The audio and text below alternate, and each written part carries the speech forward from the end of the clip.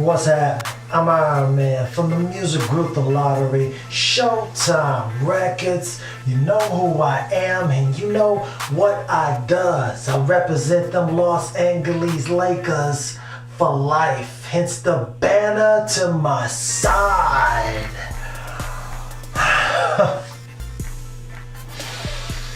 Where do I begin?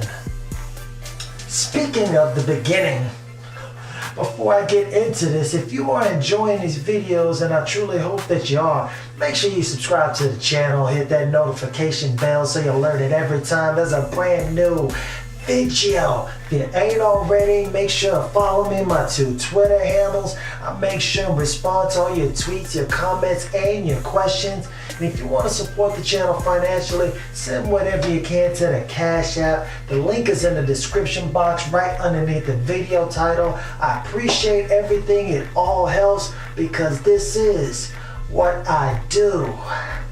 And what the Lakers do is suck. Yeah, I can't put it any other way, and it all starts with Lebron James. It really does. It really does. Not that the other people aren't culpable, you know, they have some responsibility for what's going on, but they played the LA Clippers, the JV team from, yeah, and I'm still saying that because they ain't got no banners hanging. All them banners hanging up is from the Lakers, so I don't want to hear nothing about, oh, they're a better team or whatever. Man, they ain't got no banners. They ain't even been to a finals, man, so I don't want to hear about none of that. Okay, squash that. You know what I'm saying? I don't want to hear none of that. But man, this all started from LeBron right at the beginning of the game. I mean, I knew when it was like, I was hoping, I was feeling good.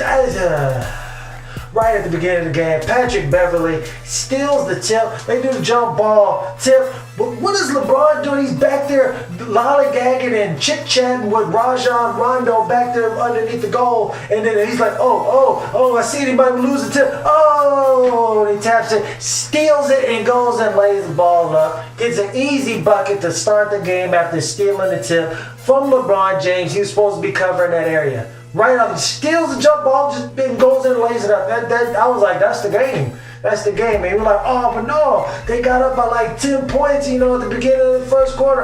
Hey, man, look, listen. It's a 48-minute game. It's 4 quarters long. Don't get all excited about that. The Lakers, like I said, they're like number 2 and having double-digit leads in the second half and still going on to lose the game. So they get up all the time, like, yeah, they get excited, and then they just give the game away, you know, later on after everybody else realizes what they're doing and their coaches, they make adjustments, the players make adjustments, you know, there's none of that going on over here on the Lakers. I mean, yeah, they got up by 10, yeah, but the Clippers, they figured it out. They were like, wow, no one can guard Danilo Gallinari. And it was like, they can't guard him. They was like, oh, okay. So he just started, and when he had a smaller guy on him, man, he was down low, posting up, getting buckets. When he had a bigger guy, like I said, a bigger guy, he would take him on the outside, drive in, make the right pass. He's knocking down threes. He's shooting the best 3-point percentage of his career, I believe. Man, Patrick Beverley was guarding LeBron James. You would think that, oh, okay, man, he's like 5-6 inches shorter than you are. I mean, maybe you should take him into the post and score about 45, 48 points. Just kill him from down low. No, he still thinks he's a guard, you know, and when he can't drive by anybody, you know, for real, anybody of any note. So yeah, Patrick Beverley not only, you know, helped to shut down and contain LeBron James, you know, he also had like a career night, knocked down a bunch of threes. He was driving in, just a terror on the defensive end. Lou Williams, I mean, he came off the bench with Montrezl Harrell. And, you know, the game was actually still in doubt, you know, it was still in question until like the 4th quarter. They came in, and for some inexplicable reason, this also has to do with, like I said, not only the players, but, you know, Luke Walton. I mean, why did they start double teaming off the pick and roll with Lou Williams. They started double teaming Lou Williams. Lou Williams is going to score regardless. I mean, that's not going to stop him from getting buckets. You just need to man up and play the best defense that you possibly can, and and hopefully outscore him. As a team, a team should be able to outscore a one-man band. But no, they started double teaming, and you know what that does? That left Montrezl Harrell open at the middle of the floor in the paint, right at the free throw line. He was making the right decisions. He was overpowering people and making nice moves. They played small today again. With like LeBron playing center, even though they had JaVale McGee in there, that was just fool's gold because he only played like 13 minutes. So like, yeah, we're gonna have big people, and then we're not gonna go back to him. So that's another problem with Luke Walton. I haven't wanted Luke Walton fired, but man, the one big issue that he has is that his lineup changes all the time. I mean, after like 60-something games in a season, you should have your lineup down, bro. You should have the rotations down. I know people have been injured all the time, but you should have the template. You should have that set. And then when someone's out, you plug them in. What I always do, you don't just bring the person off the bench. You don't mess with the rotations like that. Bring in like the 11th, the 10th, 11th, 12th guy from off the bench and let them plug in. So that those guys coming off the bench, they continue to play with the same people. You got these guys on the team. If they can't play, you should have them in there just because they're not as good as those other guys. I can understand that. Let them play in there so the rotation stay the same. But they had Alex Caruso. He's been on the team. He's a point guard. No, they decided to just move LeBron to center and just bring in Bullock, and it's just man, it's absurd. I mean, obviously, so something miraculous happens in the last 18 games. I mean, Luke Walton will be let go.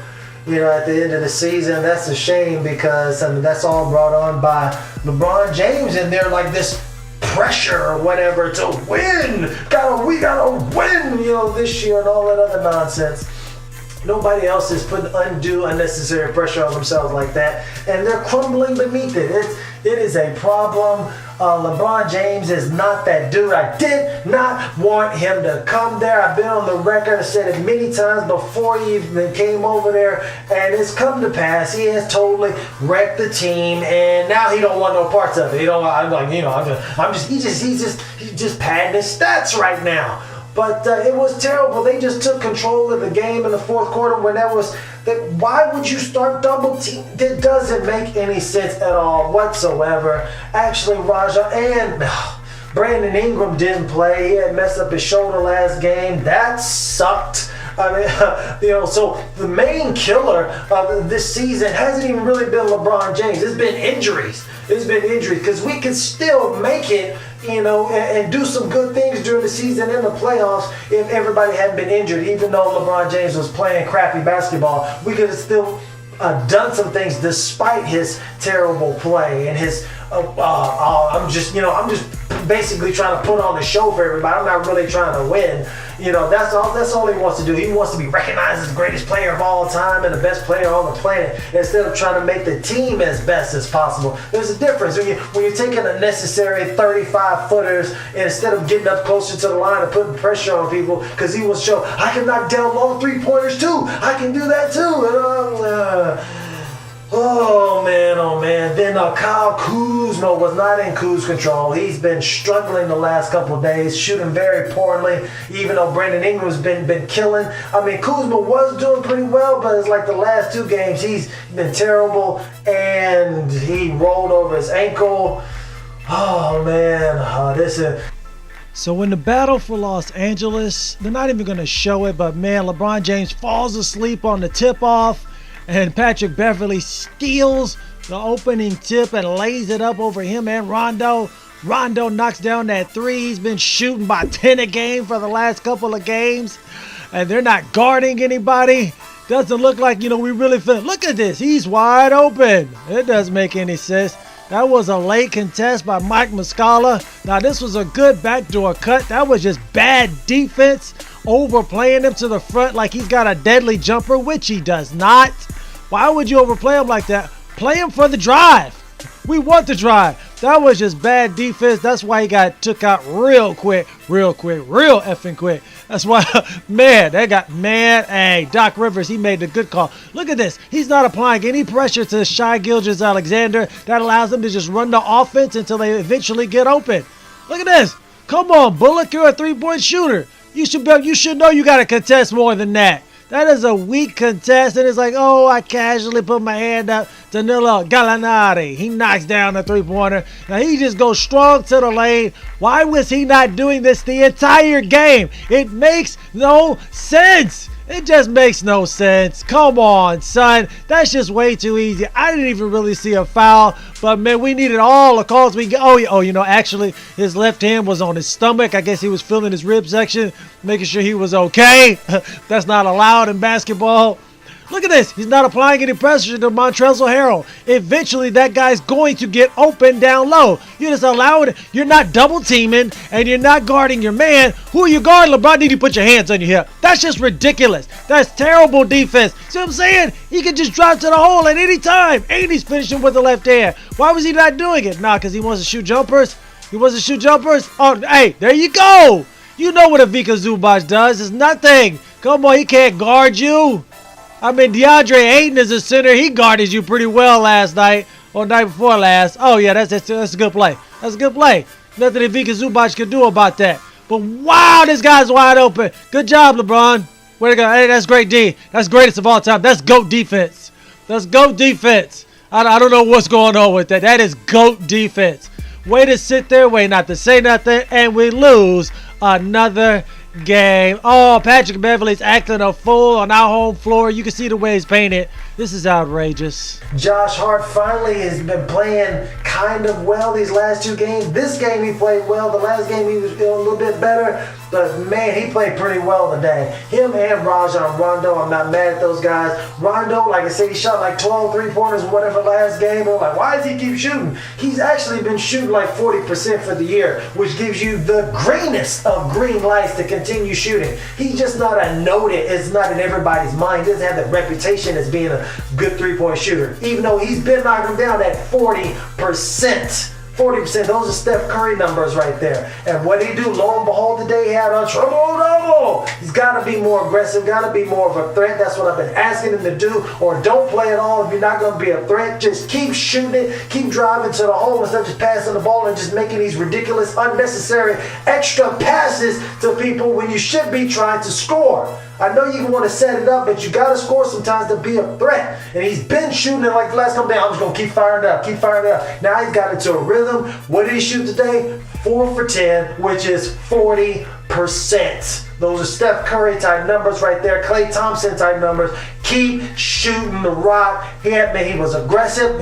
I've got the green light. I've got the green light. He's been shooting. And so he's like, oh, I'll start taking it to the hole a couple times. I'll do some other things, besides just passing. He's driving in and just passing it behind you, three-pointer and then shielding them. That weak ass, that's a weak, very weak, if that's your main calling card, as a pass off of the break instead of getting layups and putting pressure on the defense.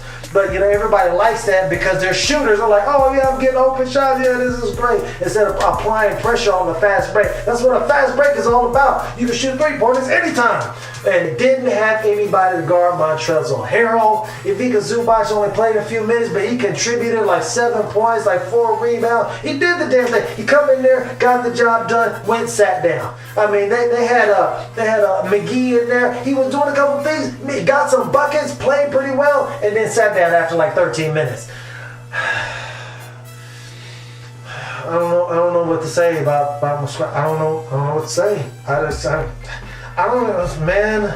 I don't know if Lonzo Ball is going to come back, but man, we sure do need this guy. But even if he does come back, we don't have any post presence whatsoever. With the man, because they won't play JaVale McGee and won't allow him to have any shots down there. And we got rid of Ivica Zubac, so I am just concerned.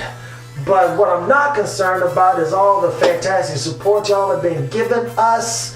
Subscribing to the channel, hitting that notification bell so you're alerted every time there's a brand new video. Just make sure, like I said, if you have me on Twitter and you follow me, make sure to leave lots of comments.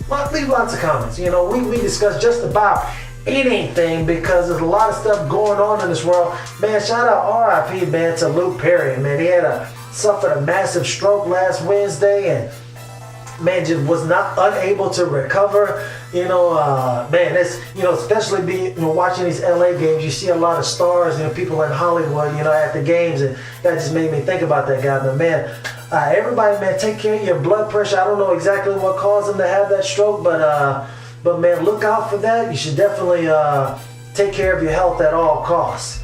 But I'm Iron Man from the music group The Lottery, Showtime Records. Holla.